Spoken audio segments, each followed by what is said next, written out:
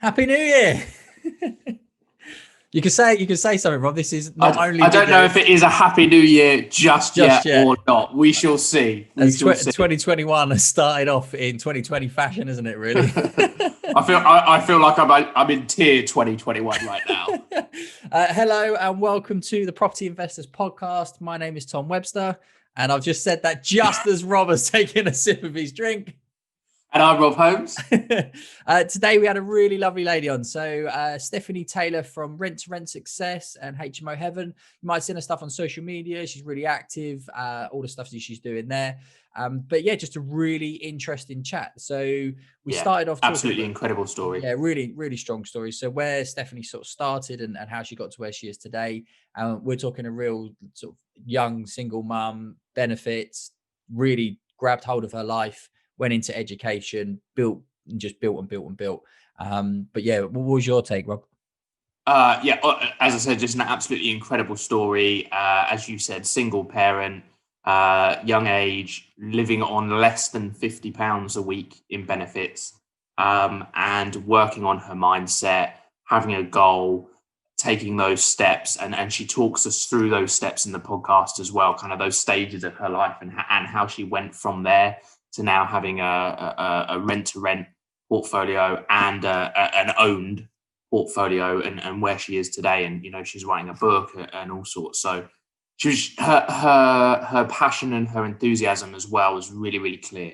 Yeah, and she was just a fabulous woman. It's absolutely amazing. And we did some educational deep dives as well. So I won't ruin it because obviously we'll go into it. But we talk a lot on what rent to rent is, how rent to rent works, how you can get involved in rent to rent, the differences between rent to rent on a HMO or rent to rent on a serviced accommodation. So as much as the learning about Stephanie, we also do some educational stuff. So anyone out there doesn't know what rent to rent is or has been looking at it and wants to get involved or wants to get better at it, then this is a great podcast for that.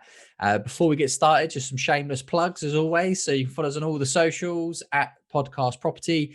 You can listen to this on obviously Spotify, Apple Music, etc., or Apple Podcast. But you can also watch us on YouTube now. So we're not actually getting that many views on YouTube, so please do.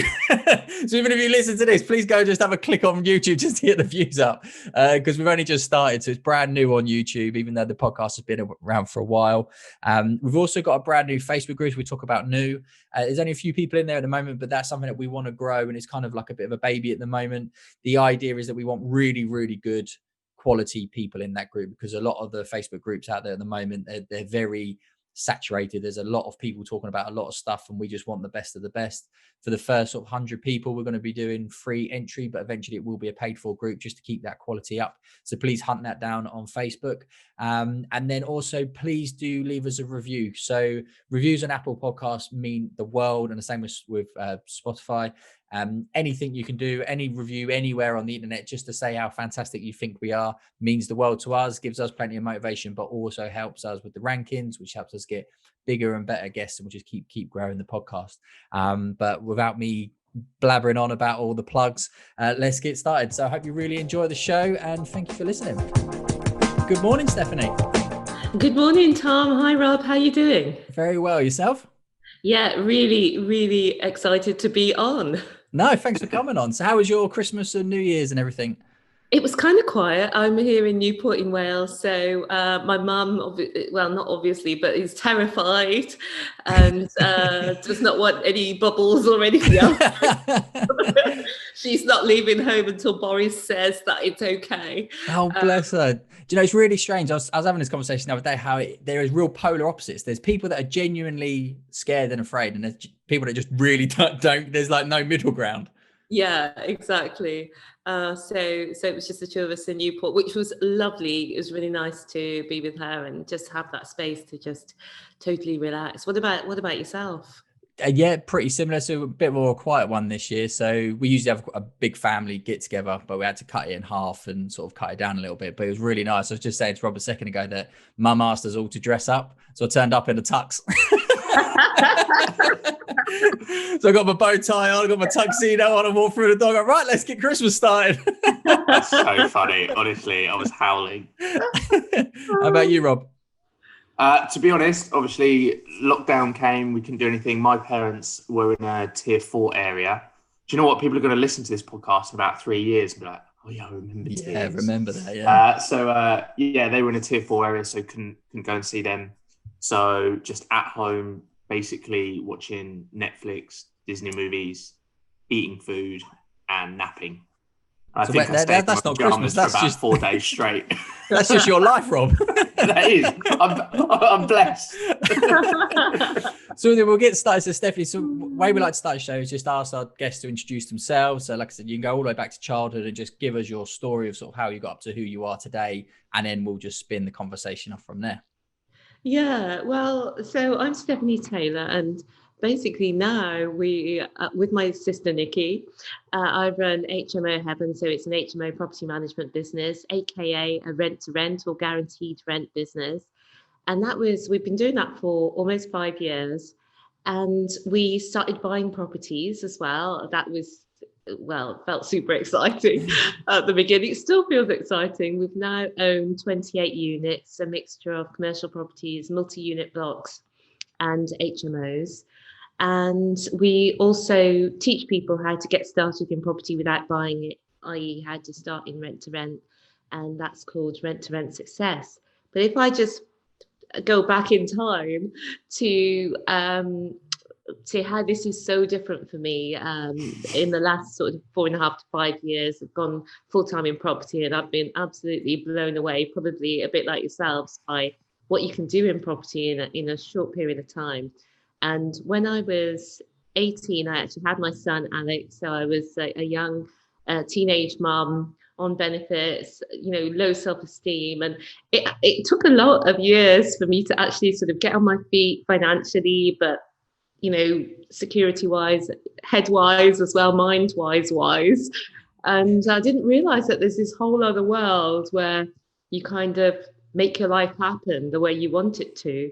And I think that's what property's opened up to me in the last 4.5 years, not just financial freedom, but just the freedom to live exactly the way that I want to live. Amazing. So you're saying this, so you're in Newport at the moment, but that's definitely not a Welsh accent. No. Yeah. So I grew up in Birmingham. Did you like my Birmingham? That was good, yeah. I grew up in Birmingham, but I tell you what happened just before that was that my dad was in the British Army, and so we in Dorset, in Bamford in Dorset, he was stationed, and so that's where we grew up for the first sort of 5 or 6 years, and so everybody spoke very nicely, and at the schools that we went to and so on, and then we moved to Birmingham, and I don't know how I do sound a bit more Midlandsy at times, but I didn't get the full Monty. I bet you was posh in Birmingham. I bet everyone was like, "You're so posh." Yeah. Yeah. Well, on my first day at school, somebody said, "Oh, you're toppy nosed." I thought it was something to do with being brown because there wasn't many brown people there.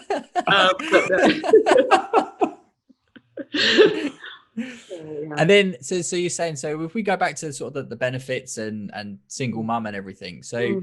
Obviously, that's a really difficult position to be in. So to think big, so to think property from there, how do you make that jump? So what was the story there?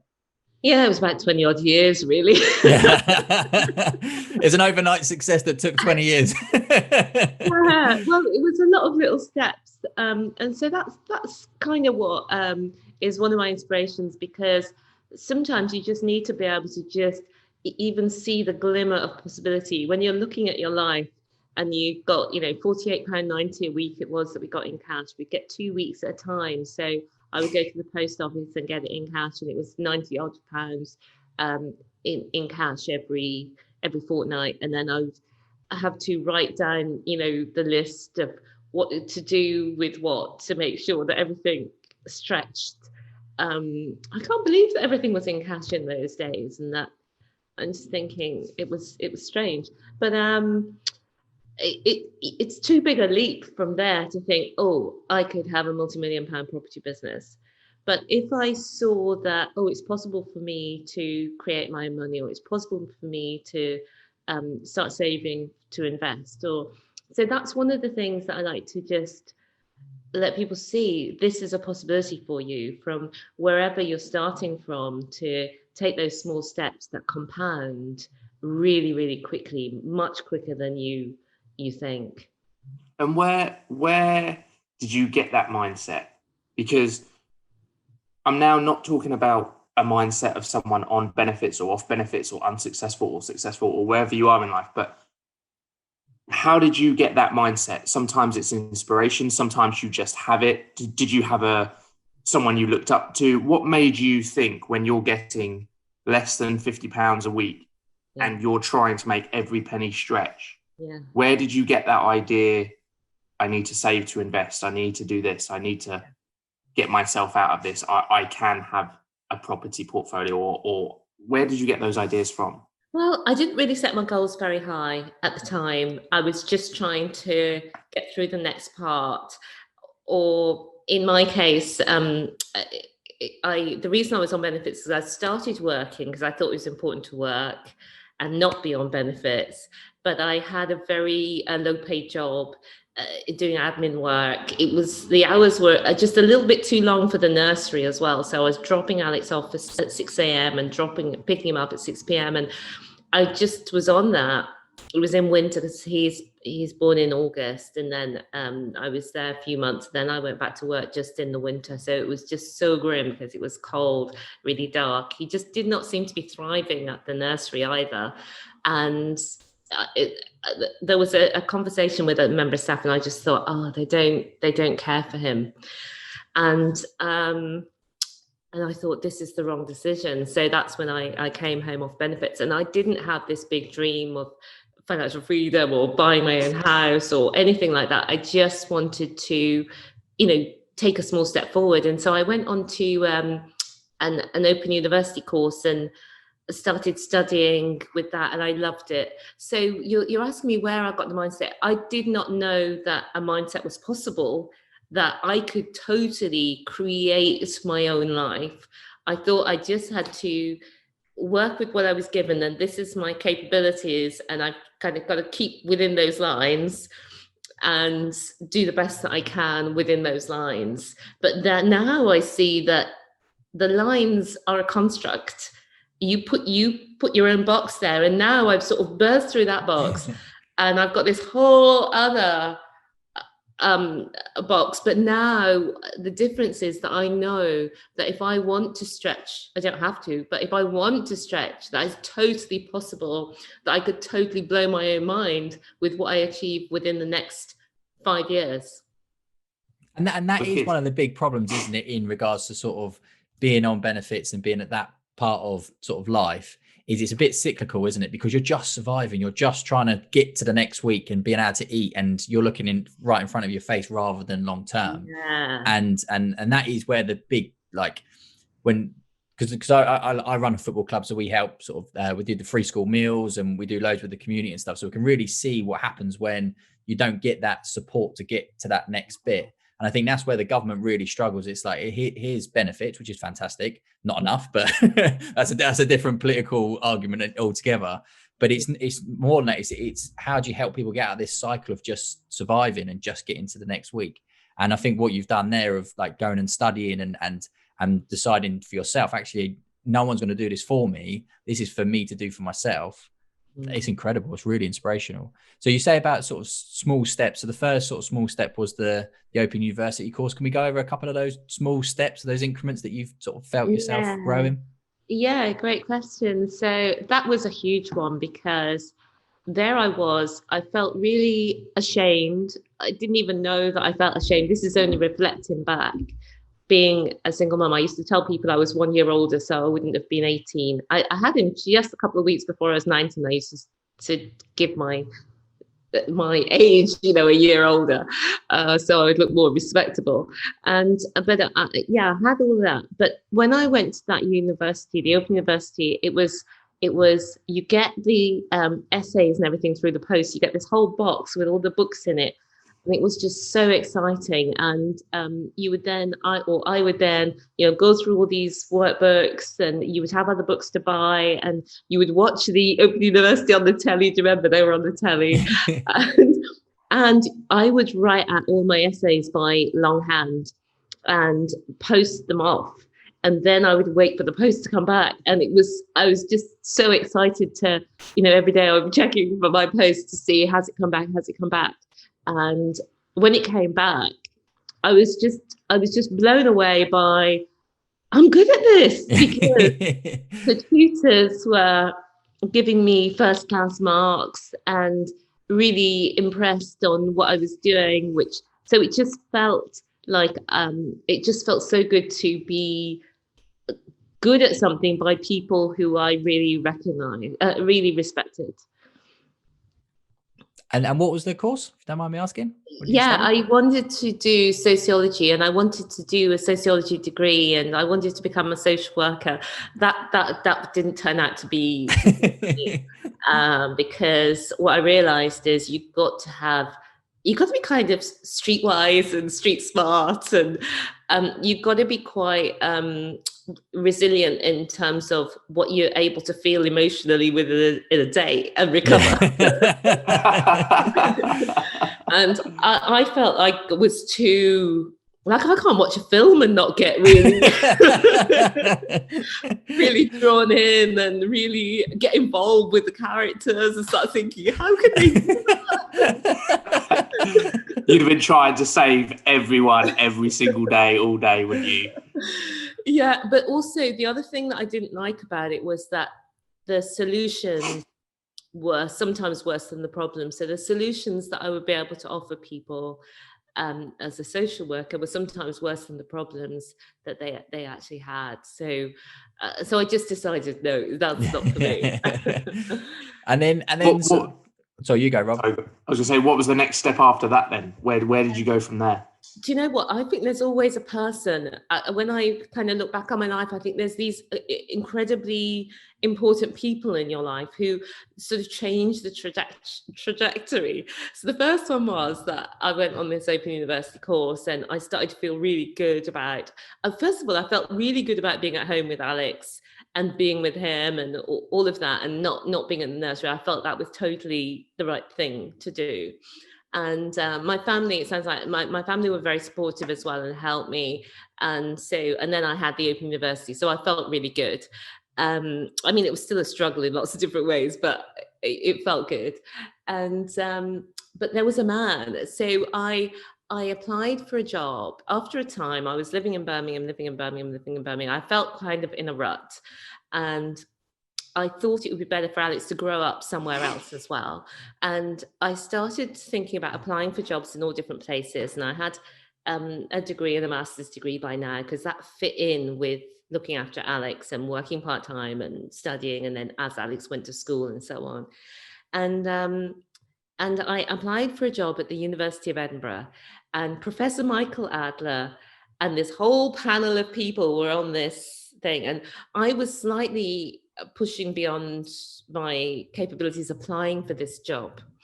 And so, but I thought, well, in those days, you had to write everything out by hand. Every form was different. You had to print it off. You didn't print it off. Most people didn't even have a printer. You had to send off for the form, telephone up, leave your voicemail or whatever, and get this form, fill it in, send it back to them all in the post.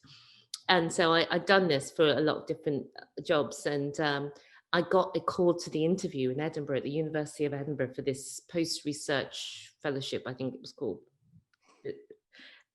Yeah, anyway, that's not important. It was an academic job at a university of Edinburgh.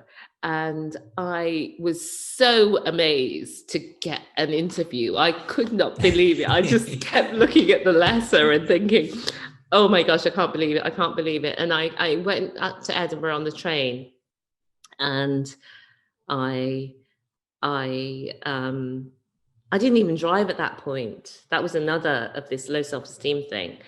I went to Edinburgh on the train, and I went to the interview, and I had the most amazing experience being in Edinburgh. I came out of the train station, and I just came up into Edinburgh on the Mound and looked around and thought, wow, this place is absolutely breathtaking. I just love it so much. And it is such a stunning city.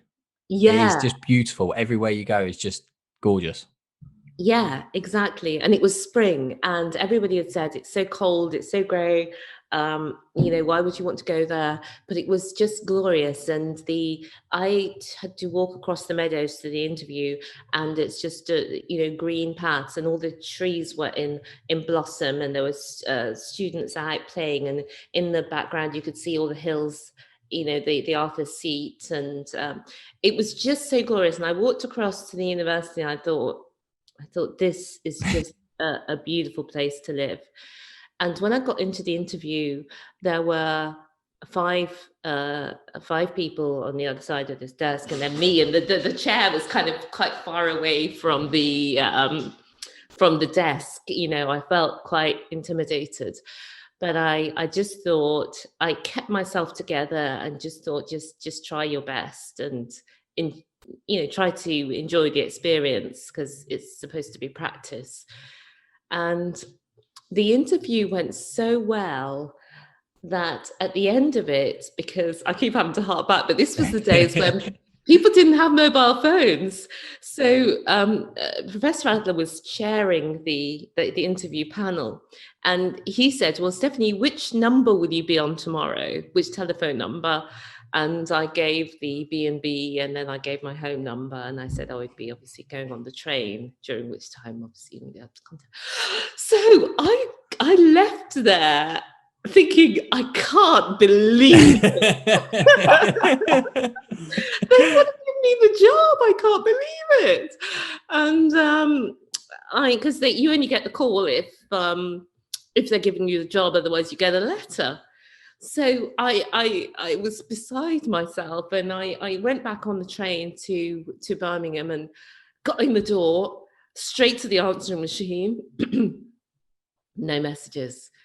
Following day, no messages. Following day, no messages. Oh, no. Oh, and then I got a letter, and the letter was 1.5 pages long, and it made me cry, because they went into detail on how impressive they felt I was, actually identifying the reasons of why I was so fabulous. And then they went into detail about why they'd given it to somebody else who did a doctoral, who did their PhD at Edinburgh and was just so perfect for it that they gave it to this other person. But would I like to do a master's degree with them, with a studentship, a research council funded master's degree with them instead? And that was just the beginning of the next few years. And because of everything that Professor Adler did, it just totally changed the way that my life went. And Alex, my son, and I moved to Edinburgh. That's an amazing story. So you took them up on that offer then? Yeah, it was kind of a long and winding road, because it turned out that because I already had a master's degree, the research council had changed the rules that year. If you already had a master's degree, you couldn't get this funding. But the Professor Adler did some, looked out for me. And then a few years later, an opportunity came up for me to get a funded PhD, and he put me forward for that. And so it's a long and winding story, but yeah, I did end up moving to Edinburgh as a result. Yeah, with Alex, and he grew up there. Does he got a Scottish accent? No, he's a little bit more Scottish than me, actually, but it's not full Scottish. It's just got the edge. Yeah. How old is he now? He's 30. Wow. Which is you probably get this all the time, but you do not look old enough to have a 30-year-old son. Yeah, I am. I can assure you. It is funny because not similar story, that's the wrong thing to say, but my mum had me when she was 18, turning 19. Yeah. So, and I'm just over 30 now, so you must be sort of similar age to my mum, but I didn't put you that. I thought you was in sort of like your early 40s. Oh, well, thank you. I'll take it. No, it's good to get a discount. So what happened after that then? So we've done all of this, which, by the way, is an absolutely amazing story, because life's hard enough as it is, and you kind of, from the sounds of it, really had it hard, and you just had to keep going. And do you know what I love? You've got a really amazing outlook. Now, I know you said you had low self-esteem, so I'd be really interested to know a little bit more about that, because now you're very confident, you're very bubbly, obviously you've got the success that's come with it, and I would suggest, your outlook, your mindset, and your personality do have a lot to do with your success, because if you are negative and if you're introverted, not as a personality type, but inside yourself, because of the way you look at yourself and things like that, you're not going to attract those people like the professor to you that can help you and give you a leg up and send you on the right way. So tell me more about that. Yeah, do you know what? That's such a great question, because that's something that I think, what about if I knew this sooner, could I implement it? I think the most important relationship is the one that you have with yourself. And most of the time, we're our harshest critics, because being human is about seeing danger.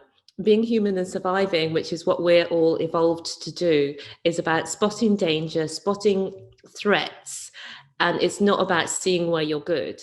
And in the current environment, where we don't need to be so good at spotting danger and seeing how bad we are, but we're all really evolved to do that. We can remember the negative thoughts. A lot of our unconscious thinking is negative, like, you can't do that, that's beyond you, do not go out of the cage, whatever you do, stay in the cave, stay alive, it's dangerous out there. So I think once you realize that, and you know that life is 50-50, sometimes it's good and sometimes it's bad, no matter what stage you're at, then you can say, oh, okay, it's normal that I feel a bit rubbish today. It's normal that I don't want to show up on video or whatever. I'm just going to allow myself to do this anyway, and maybe not be good at it and get better at it. Because we have to give ourselves the permission to be not good at stuff, so that we get the chance to be good at stuff. Because the main reason, I suppose, that we don't do these things that we want to do is because we don't want to fail. But if you're open to like failing and then improving and then getting a bit better, you're so far ahead of 80% of people. So in the last 5 years, for example, I've done so much more than I did within the last 25 years. Nothing has changed really in my capability. It's just what you said, that now my thinking is, I'm okay to try this and not be good at it, not beat myself up, and try again. And because I can see around me people who are doing it, like people you interview on your podcast who are doing amazing things, and it just makes you think, oh, that's an idea, I could try that, or I could do that. That's so cool. So in terms of your mindset then, what have you done? So have you done courses? Is it self-taught? Are you buying kind of mindset books? What are you listening to? What practices are you doing? And what kind of mindset things are you into, whether it be certain mindset books or law of attraction or energy and all that sort of stuff? Because I think I know Tom is as well, really interested in that sort of stuff, because I'm very into that.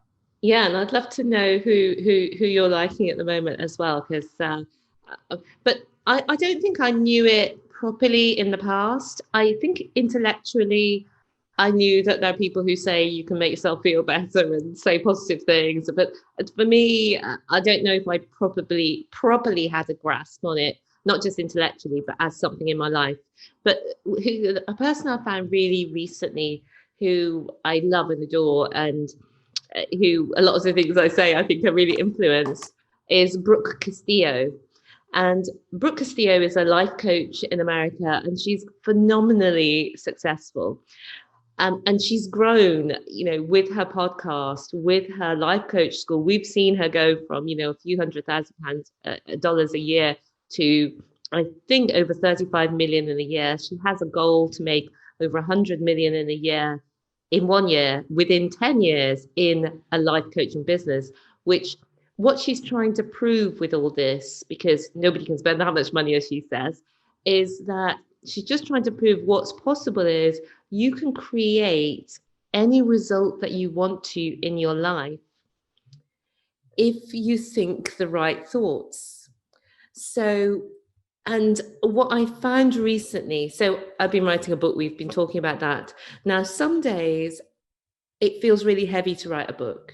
It feels really, I don't want to write a book. So when I'm coming into it with the thought, this feels heavy, it feels heavy. And my actions are that I don't write as well. My writing's not as good. Maybe I don't write at all.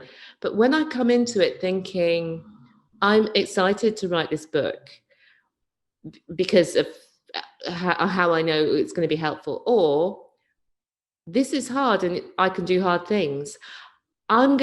My actions from that other thought are going to be different, even when the circumstance writing the book is exactly the same. But just choosing a thought to put on when I sit down to write my book changes how I can write it and how it feels writing it. So what Brooke taught me is that I can change my feelings by changing the thoughts. Now, when I come back the following day, I'm probably going to go back to my default setting. Oh, you shouldn't be writing a book. Who are you to write a book and all of that? And then I can just think, I'm excited to write this book because, and the more you start practicing those other thoughts, the easier your life gets, the easier success gets, because your unconscious mind, the one that's trying to protect you, your toddler brain who's running around screaming, I don't want to do this.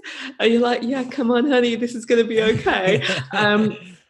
But she really, success is the mastery of that relationship between you and your inner toddler, because anybody can go to couch potatodom, overweight, broke. You don't have to have a map to get there. If you just always follow your toddler brain, which is avoid pain, seek pleasure, and do 1 and 2 using as little as energy as possible, that's where you end up. To end up with success, you have to have conscious thinking, consistent conscious thinking. And that is why success is so rated, because most people are not aware of how to do consistent conscious thinking effectively to create the results that they want in their life. And that's what I feel so lucky and blessed that in the last few years, I learned this in a different way that really resonated with me. And I'm just seeing the results of it all over my life. Because chemically, your brain doesn't know whether you're telling yourself a lie or the truth. So if you tell yourself that you're happy, your brain chemically responds as if you're happy. You can literally pretend to be happy to make yourself happy. It's like if you're sitting there miserable, and if you just pretend to laugh for a couple of seconds, you will naturally become happy because your chemicals don't respond the same way. And I used to do this thing where I'm in the gym in the morning, so I'd have a cold shower because apparently it improved circulation and recovery and all these sort of things. But I would work. I used to do it. I'd start it completely freezing and try and run into a freezing cold shower, and I couldn't do it. But what I would do is I'd start sort of like lukewarm, if not coldish, work my way down, and then at the end I would do like a freezing cold blast. But before I did it, I would hype myself up, going, "This is your favorite part. You love this. This is," and you get, and then you go, yeah. But it does. You can literally convince yourself just by using the voice in your own head to tell yourself you can do stuff. Even if your inner everything is screaming out, this is horrible, I can't do this. But if you keep pretending that you can, you actually can. Yeah, absolutely. And the other thing is, the thought does have to be a believable thought by your whole brain. Yeah. So we have to start off, like you're saying, with ladder thoughts.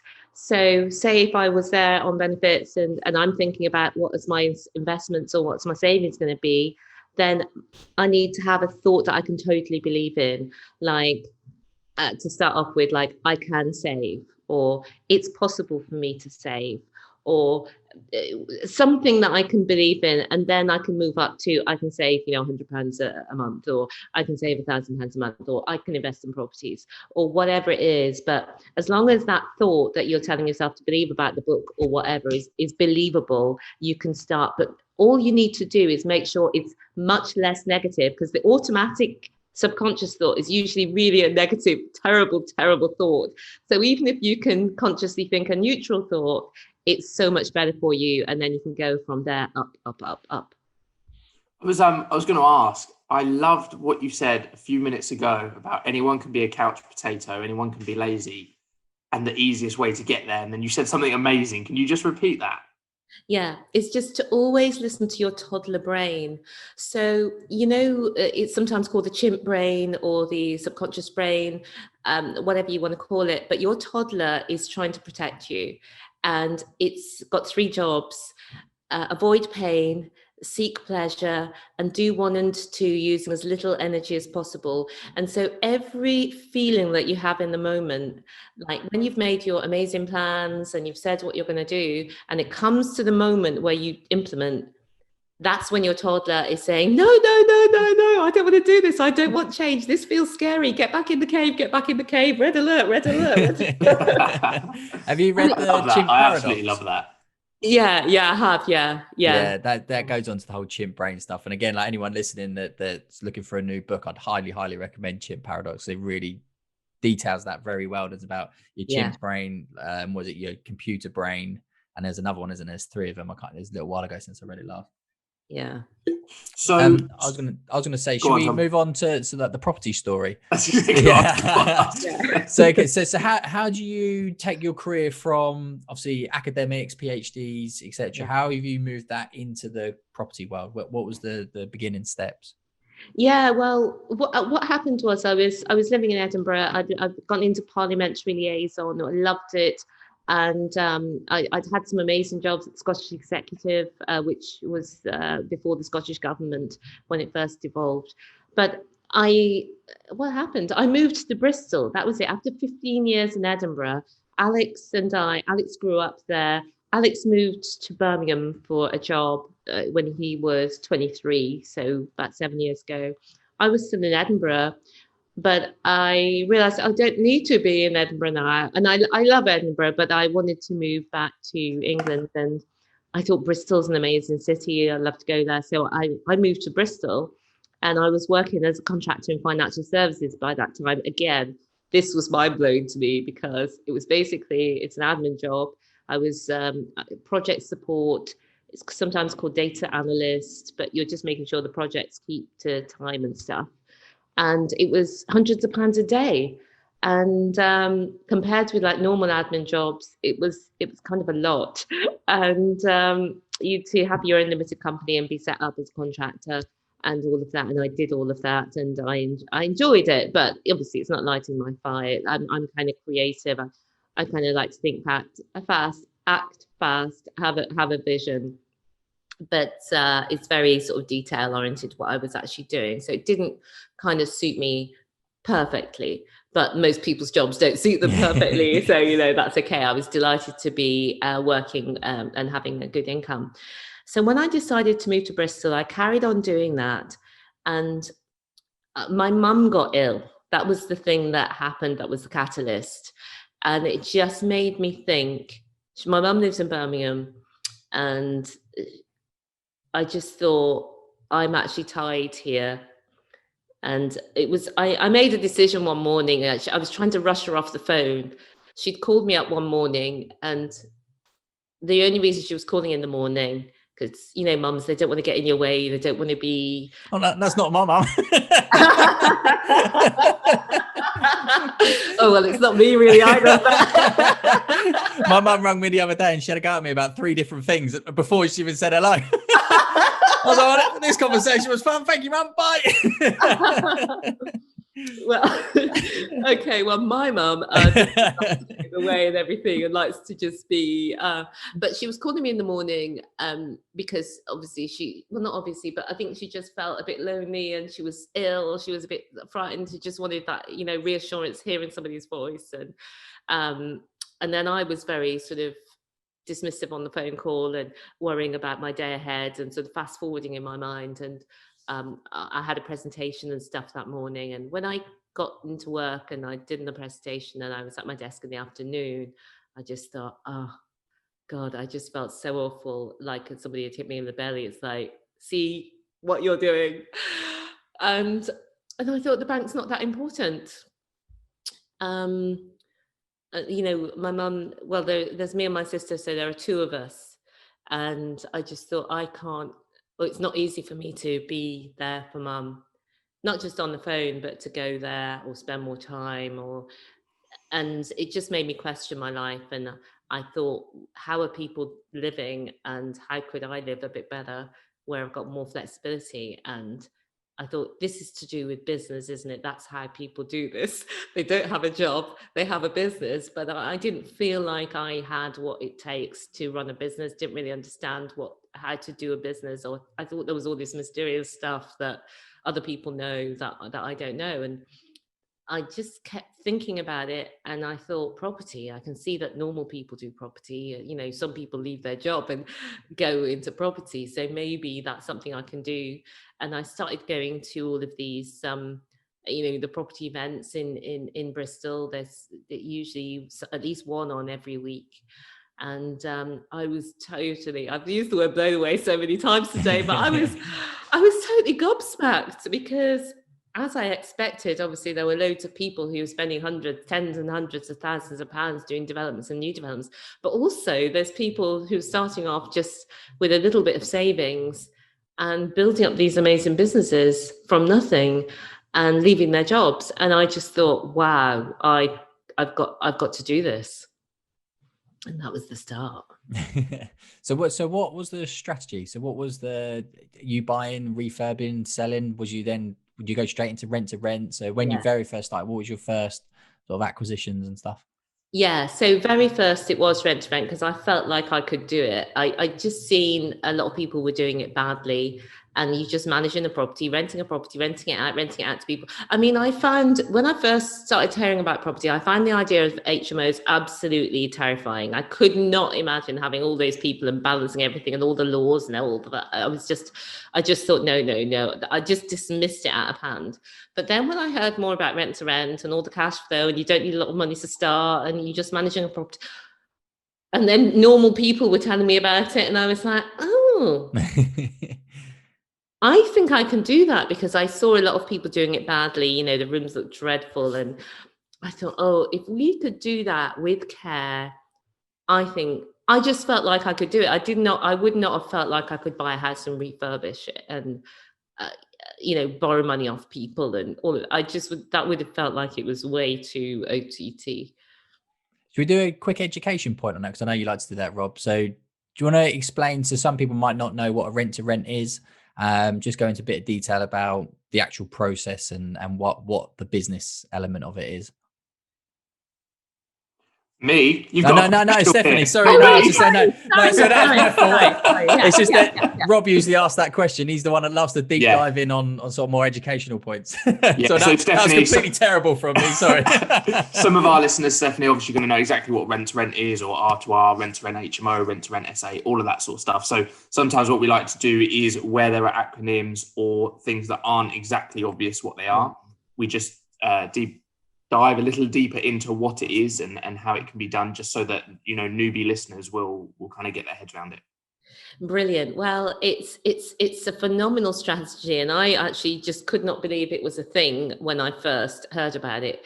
Basically, you rent a property from the owner, usually for between 3 and 5 years. You take on paying all the bills, and you pay the owner a guaranteed rent. You rent it out to tenants for a higher rent than you're paying the owner, and all the money that you make from your tenants, after you paid your bills and after you paid your owner, is the profit for your business. The phenomenal thing about rent to rent is that it means you can make the cash flow of an HMO without owning an HMO. So you don't need to have, say, 50K to be able to buy an HMO. You can do it for a small investment of, you know, a few £1,000s, which it requires to make the HMO look really good. And then, so again, we know the answer to this question, but I'll ask it anyway. So why would a landlord let you do that and earn the extra bit rather than do it themselves? Yeah, exactly. And sometimes the extra bit is a lot because on average, it's at least £500 per property that we make. So why would the landlords do it? There's a lot of reasons, but the biggest one is that landlords really struggle to find someone to manage their HMO to a high standard on a consistent basis. So the problem is that oftentimes when they're newly refurbished, it's fabulous and it's easy for any letting agent to let them out. But after, I think, 2 years, and sometimes a lot before then, the property goes downhill and they're not letting it out as effectively. So let's just say you've got 5 people in there. If you've only got 3 people in there, or 2 people in there, or 1 people in there, if you're not managing the utility costs, which a lot of letting agents don't manage the utility costs because they don't pay the gas, the electric, and the other bills, it means that landlords can easily lose money on their HMOs. Easily. I mean, it's not as rare as you would think to be losing money on your HMO. So what we offer them is security. So we say we're going to pay you every single month £1,000 or £1,200, or and they just, especially remote landlords, they just want to know that they're getting their money. Their letting agent has promised them that they're going to be making £2,000, and then from that the landlord is paying all the bills, but they're not making £2,000. I mean, there's so many examples of where we've got landlords and they had 3 people in an 8-bedroom property. Wow.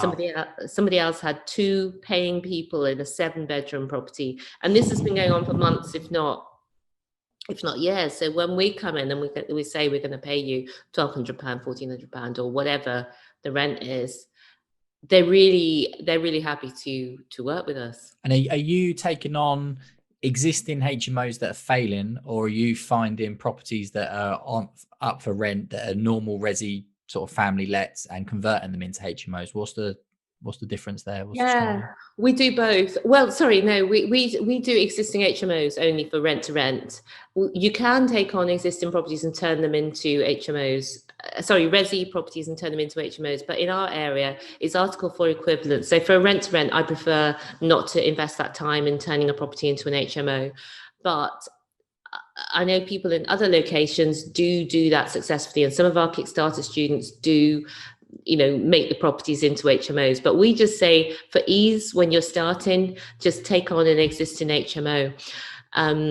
And it doesn't necessarily need to be a failing one. The example I gave was with a failing one, but we have got some people who come to us who are property investors. So they're professional property investors. They want to make as much money as they can from their properties. But what they've realized is that making as much money as they can is not as much money as they thought. So these are investors who have their properties with traditional letting agents, and for a lot of different reasons, the cash flow is not what they thought, and their cash flow is going up and down, and they're getting involved in all sorts of things that they don't really want to be involved in. I'll bet. And with us, we just pay. So we're taking on all of what feels like stress to them is part of our business. We've got a team in place who manage that. That's their job. I think that's a really, really good point, that sometimes investors, landlords, anyone interested in property and just anything in life, sometimes making 100% of the money for doing 100% of the work is not worth it. I would always take 50% of the money for doing 5% of the work rather than 100% of the money for 100% of the work. And once you get that concept, it changed my life. Because I started doing a lot more joint ventures. I started leveraging and doing just the bit that I was good at, where my genius lies, and then leveraging someone else's time to do other bits, but give them half the money. What's your genius? I'm a creator. I come under kind of creator, bigger vision. You ask me to do detail, it's not going to go well. You ask me to do paperwork, it's not going to go well. But if you ask me to come up with strategy, ideas, game plans, and see 10 steps ahead down the road of a project or a strategy, that's where I'm at. But anything kind of micro management typey stuff is not good for me. Or my brain hurts if you make me do that. Yeah. So what made you go down the HMO route rather than the serviced accommodation sort of Airbnb type? Because you can do that as well, can't you? You can do rent to rent, holiday let, for an example. Yeah, to me, service accommodation just seemed like too much work. I know that people think HMO is a lot of work, but try running a hotel. So a service accommodation is a hospitality business. It is a hotel, but without the one thing that's important with hotels is that everything's in the same place. So if you've got a few service accommodation apartments in 3 separate locations, you've probably not got the right amount of cash flow to be able to take on the team that you need.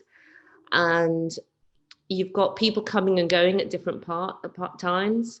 You've got people expecting a really high standard of cleaning every time that they go in, and leaving the stars accordingly. So I think if you've got time to build up the operations for that kind of a business, I think it's fine. And where I think people can really do service accommodation is, in their own homes or in a nearby home, adding a bit of extra income where it's not very much time. But when you've got to have it working at 10 units across a certain area, it's a lot, whether you do it yourself or whether you outsource it and pay for somebody else to do it. Yeah, no, it's a really good answer, because Thursday I complete on the sale of a house that I had that I was doing Airbnb, and I've not said this to Rob yet or anyone, but I'm thinking we've got a lady called Ronnie next week on the podcast. Then we've got a gap, and then we've got 2 other guests. I'm thinking in the gap of doing like a 10 things I learned from doing serviced accommodation. Fancy that, Rob? Yeah, I'm up for that. Because there's some really weird from the property. Well, it's gone then. When do you complete? Thursday.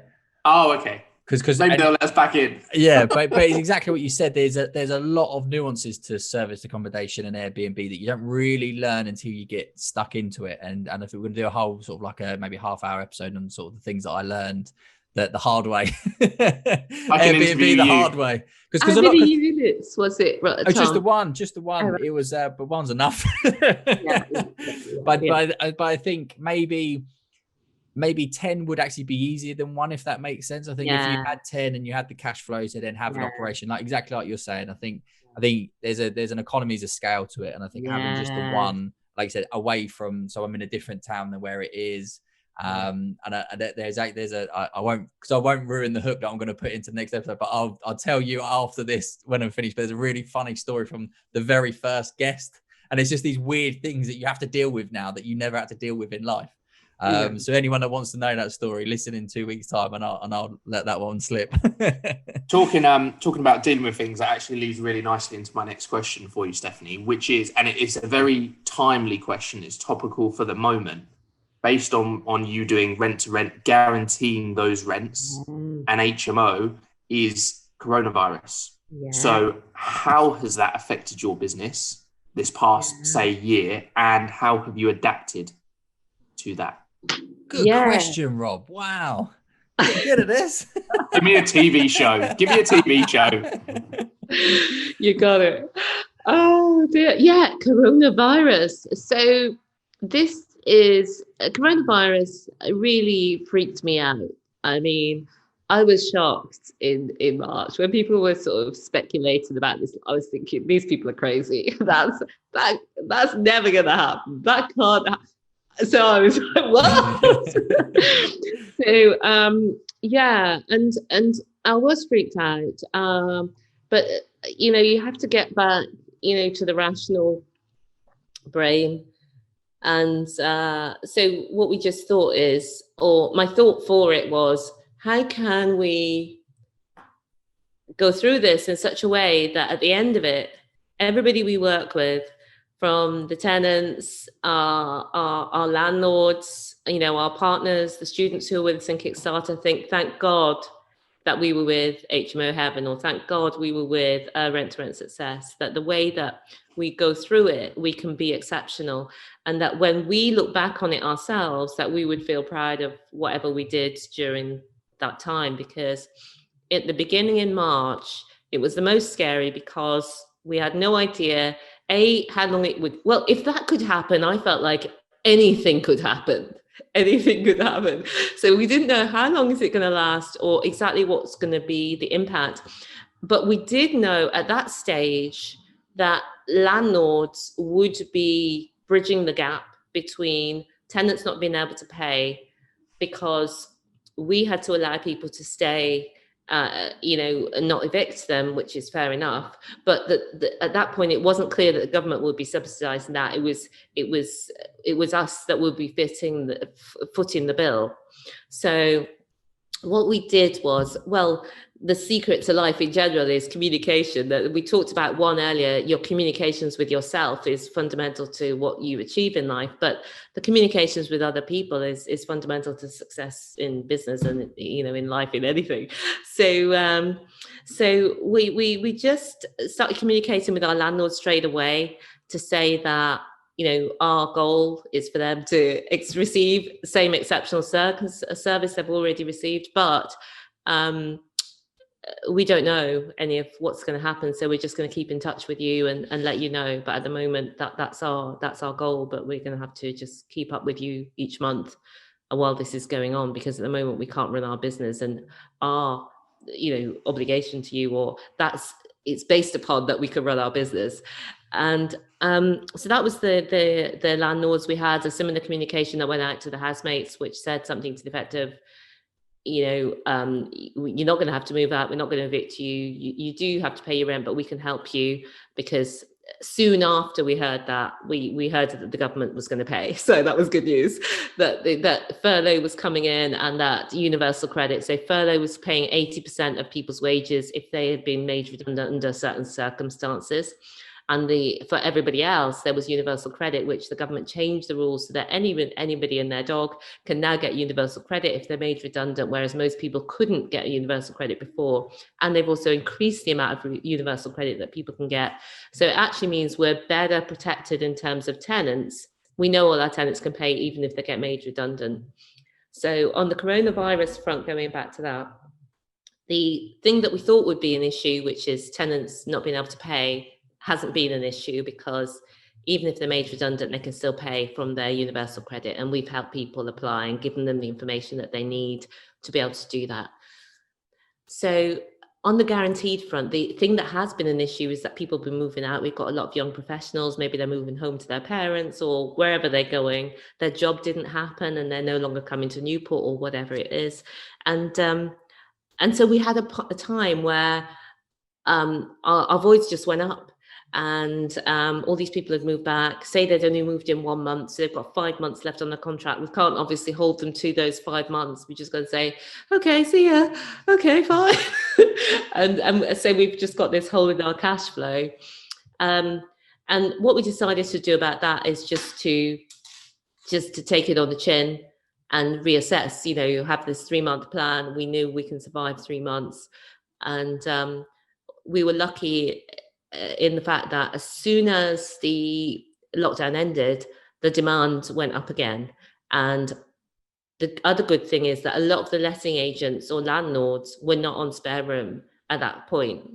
And so Luke was able to have a lot of viewings and fill up the rooms and get us back to where we were. So we have taken a hit, but we're really proud that we've been able to pay all of our landlords everything that they're due over the whole period. And I spoke to somebody else who does rent to rent, and they said that people who pay the whole amount over this are stupid, basically, because you can negotiate to pay less. And I agree with that. You can, I or we as a rent to rent business could go to our landlords and say to some of them, we're going to pay you less. And we might have had to do that. Say if it went on for 12 months or, however long, we don't know. We may have had to do that. We may have had to open that door. But as it turns out, we didn't have to open that door. And it's just part of what we feel good about for our business, and what we feel good about for, not just for the business, but just for personally, what I feel good about. And when I'm going to sleep at night, or when I'm reflecting on how did we get through 2020, I feel really good about all of that. So, in the good times we make the profits, And it's not that we don't make a profit, we're going to make a smaller profit. But I feel good about the whole way that we came through it with all the people who we work with, also, you know, coming through with us. That's really nice to hear, like what you were saying about, you know, someone said to you, you can go back and renegotiate. And yes, that is business, but it doesn't always mean that's morally the right thing to do. There has to be an ethic conversation, doesn't there? There's a lot of people that took mortgage payment holidays, for example, where they were still getting their full income. Nothing could really change for them, but they just fancied a few months off of paying their mortgage. Whether that's right or wrong, that's not really for me to say. Everyone's got to make their own decisions. But yeah, to come out the other end knowing that you've paid all your debts, you've kept up to date with everything, you've not let anybody down, because all you're doing is passing the problem further on down the chain is the landlord that, if you can afford but you decide not to, or the landlord above you might not be able to afford his, because his investments, he might just be on just making sort of ends meet, as it were.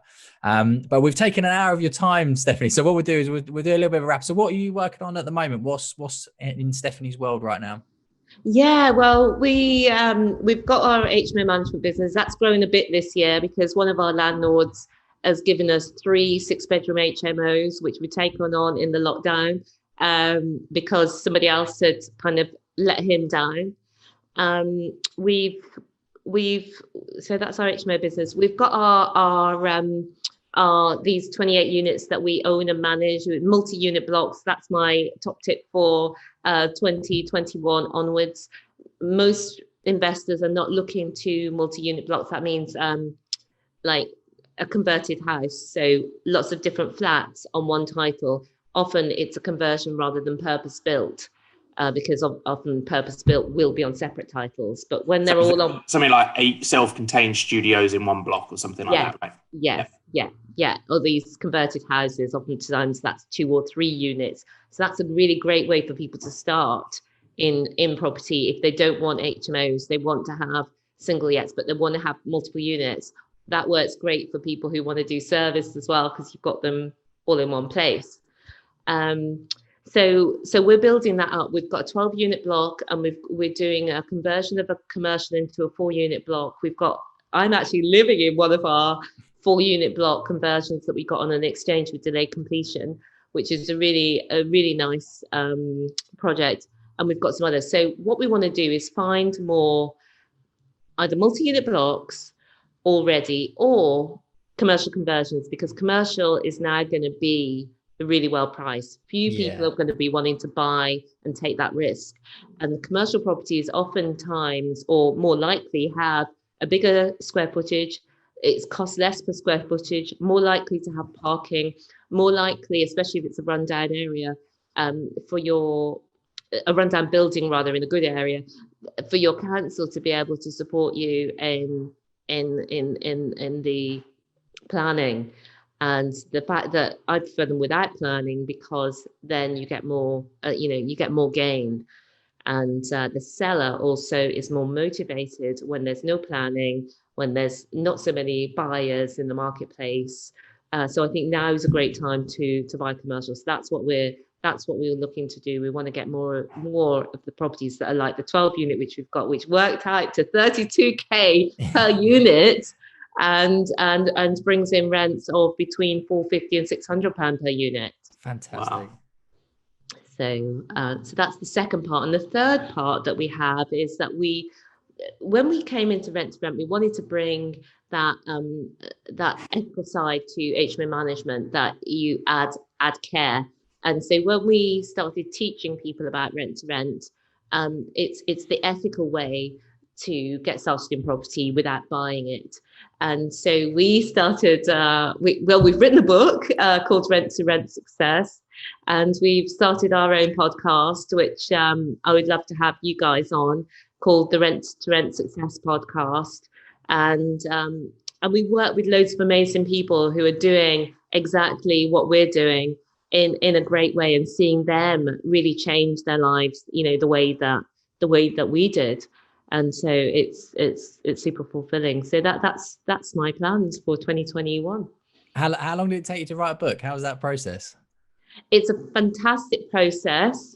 I think it took me, I would say, 3 months of working on it consistently. I think I've been thinking about it for longer than that, and I started having ideas and planning it and getting my outlines earlier than that. But I think it's been 3 months consistently. But I think it can be done in less time than that if you really condense it.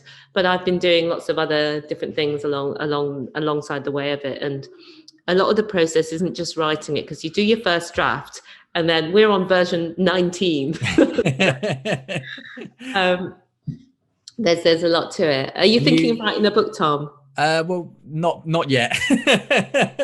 I think eventually, like, it's a natural progression. I would like to get some stuff down onto paper, and out of this head, because it's sending me mental in there. But no, I think eventually, I'd quite like to get something down. What about you, Rob? Would you ever write a book?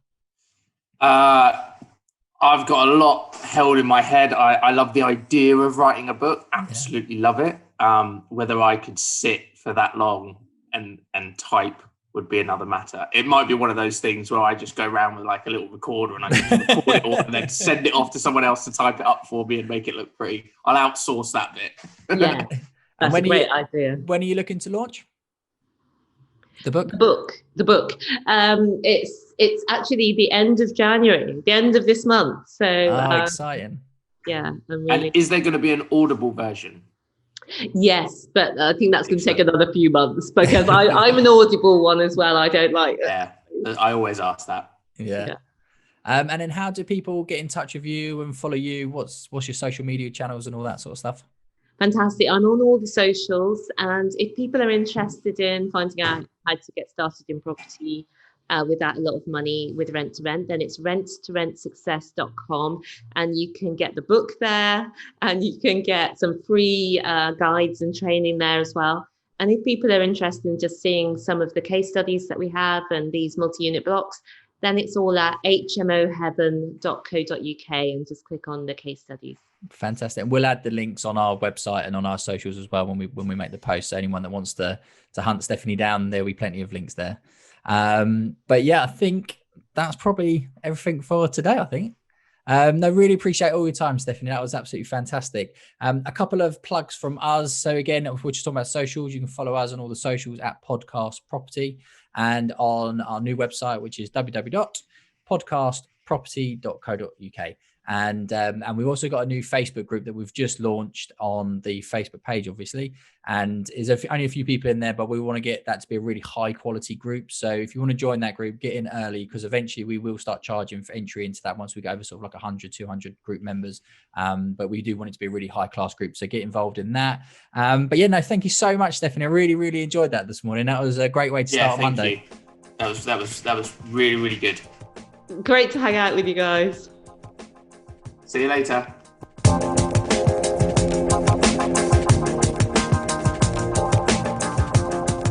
Thank you for listening to the Property Investors Podcast.